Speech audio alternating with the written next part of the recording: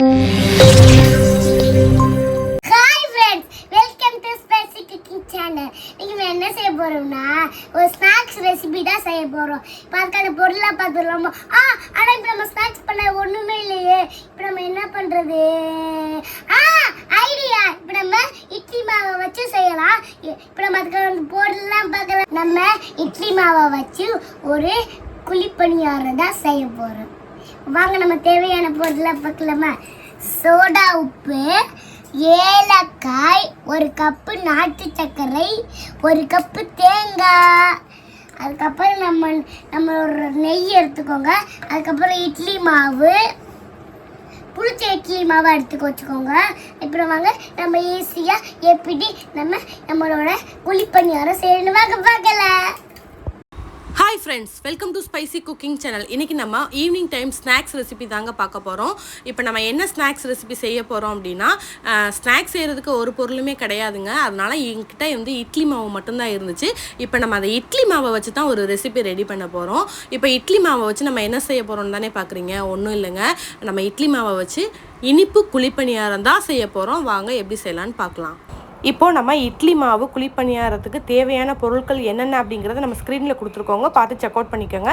இப்போ நம்ம பணியாரத்துக்கான மாவை கரைச்சி எடுத்து வச்சுக்கலாம். அதுக்கு முன்னாடி அடுப்பை பற்ற வச்சு பணியார சட்டியை நீங்கள் வந்து வச்சுருங்க. இப்போ நம்ம மாவை கரைச்ச உடனே நம்ம அடுப்பில் வந்து ஊற்றுற மாதிரி பார்த்துக்கோங்க. அதனால் நான் கல்லை எடுத்து வச்சுட்டு நான் லோ ஃப்ளேமில் வச்சுருக்கேங்க. அதுக்கு தேவையான அளவுக்கு நான் நெய் சேர்த்துருக்கேன். நான் நெய்யில் தான் இப்போ செய்கிறேன். நெய்யும் சேர்த்துக்கலாம், ரிஃபைண்ட் ஆயிலும் சேர்த்துக்கலாம். அவங்கவுங்க விருப்பத்துக்கு தகுந்த மாதிரி நீங்கள் ஆயிலை மாற்றிக்கோங்க. இப்போ நான் நெய் சேர்த்துருக்கேங்க. நெய் சேர்த்துட்டு அடுப்பு லோ ஃப்ளேமுக்கு மாற்றிடுங்க. இப்போ நம்ம இட்லி மாவு இனிப்பு குழிப்பணியாரத்துக்கான மாவை ரெடி பண்ணிடலாம் ஃப்ரெண்ட்ஸ். இப்போ நான் வந்து பாருங்கள், இப்போ நான் அந்த மாவில் 4 ஏலக்காய் தட்டி உள்ளே சேர்த்துருக்கேன். ஒரு பிஞ்ச் சோடா உப்பு, ஒரு கப் தேங்காய் தூள், இது எல்லாத்தையுமே சேர்த்து நல்லா கலந்து விடுங்க. கலந்து விட்டதுக்கப்புறம் 1 கப் நாட்டு சர்க்கரை சொன்னேன் இல்லையா, அந்த 1 கப் நாட்டு சர்க்கரை நமக்கு தேவைப்படாது. நான் 3/4 கப் தான் சேர்த்துருக்கேன். ஏன்னா மாவோடைய அளவு கம்மியாக இருக்கிறதுனால நான் 3/4 கப் சேர்த்துருக்கேன். இனிப்பு தூக்கலாக வேணும்னு நினைக்கிறவங்க அந்த 1 கப்பையுமே உள்ளே சேர்த்துக்கோங்க. நாட்டு சர்க்கரையை சேர்த்து நல்லா கலந்து விடுங்க. சில நாட்டு சர்க்கரையில் மண் இருக்கும். நான் சேர்க்குற நாட்டு சர்க்கரையில் மண் கிடையாது, அதனால தான் நான் அப்படியே சேர்த்துருக்கேன். மண் இருக்குன்னு நினைக்கிறவங்க வடிகட்டி சேர்த்துக்கோங்க. ஓகேங்களா? இப்போ நம்ம நாட்டு சர்க்கரையை மாவோடு சேர்த்து நல்லா கலந்து விடுங்க. நல்லா கரைஞ்ச உடனே பாருங்கள், இப்போ நமக்கு மாவு ரெடியாக இருக்குது. இப்போ நம்ம நெய்யும் ஒரு பக்கம் சூடாயிருச்சு. இப்போ நம்ம மாவை அள்ளி உள்ளே ஊற்றிடலாம் ஃப்ரெண்ட்ஸ். மாவு உள்ளே ஊற்றையில் 3/4 வாசிக்கு ஊற்றுங்க. வெந்து வந்துச்சுன்னா உங்களுக்கு பொங்கி வரும். மாவு திருப்பையில் உங்களுக்கு சிரமமாக இருக்கும், பிஞ்சுக்கிட்டு வரும், உங்களுக்கு ஷேப் கிடைக்காது. அதனால் 3/4 வாசிக்கு நீங்கள் மாவை வந்து ஊற்றுனீங்கன்னா கரெக்டான ஷேப்பில் உங்களுக்கு கிடைக்கும். அதே நேரம் உங்களுக்கு வந்து லோ ஃப்ளேமில் வச்சு குக் பண்ணுங்கள். ஏன்னா நாட்டு சர்க்கரை சேர்த்துக்கிறதுனால சீக்கிரம் கருகி போயிடும். அதனால் வந்து லோ ஃப்ளேமில் வச்சு குக் பண்ணுங்கள், கரெக்டாக இருக்கும் உங்களுக்கு. இப்போ பாருங்கள், நமக்கு வந்து 5 பணியாரம் ரெடி ஆயிடுச்சு. இப்போ நம்ம இன்னொரு சைட் திருப்பி விட்டுக்கலாம். திருப்பி விட்டதுக்கப்புறம் கரெக்டாக 1 நிமிஷம் கழிச்சு நமக்கு பணியாரம் ரெடி ஆயிடும் ஃப்ரெண்ட்ஸ். நம்ம இதுக்குன்னு மாவு அரைச்சி நம்ம செஞ்சால் கூட பணியாரம் இந்தளவுக்கு சாஃப்ட்னஸாக இருக்காது. இட்லி மாவு எல்லார் வீட்லேயுமே ஆஸ் யூஷுவல் இருக்கும். அதனால் வந்து டக்குன்னு ஒரு ஈஸியான ரெசிப்பியை நம்ம செஞ்சிடலாம். டேஸ்ட்டும் சூப்பராக இருக்கும். ட்ரை பண்ணி பாருங்கள், புதுவிதமான ரெசிபி. என்னோடய சேனலை சப்ஸ்கிரைப் பண்ணுங்கள், லைக் பண்ணுங்கள், என் சேனலை சப்போர்ட் பண்ணுங்கள் ஃப்ரெண்ட்ஸ். ஓகே ஃப்ரெண்ட்ஸ், நமக்கு குழிப்பணியாரம் ரெடியாக இருக்குது.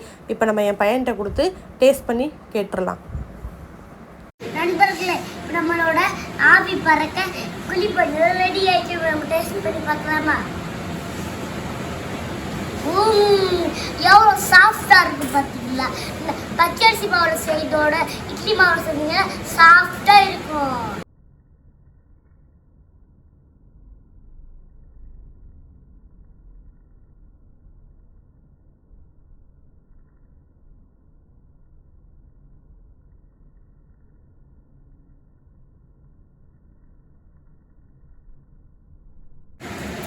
ஈவினிங் டைமில் இந்த மாதிரி உங்களுக்கு குழிப்பணியாரம் சாப்பிடணும்னு தோணுச்சுன்னா இட்லி மாவை வச்சு ட்ரை பண்ணி பாருங்கள். சூப்பராகவும் இருக்கும், சாஃப்டாகவும் இருக்கும்.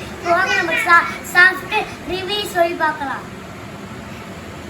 அப்படியே இதை பார்த்தீங்களா எவ்வளோ சாஃப்டாக இருக்குது? இந்த அரிசி மாவு செஞ்சோட இந்த மாவில் எவ்வளோ சாஃப்டாக இருக்குங்க. வாங்க நம்ம டேஸ்ட் பண்ணலாம். சூப்பராக இருக்கு ஃப்ரெண்ட்ஸ். இட்லி மாவு குழிப்பணியாரம் எம்மியாக இருக்குது ஃப்ரெண்ட்ஸ். சூப்பராகவும் இருக்குது ஃப்ரெண்ட்ஸ். அந்த சேனலை லைக் பண்ணுங்கள், சப்ஸ்கிரைப் பண்ணுங்கள். பாய்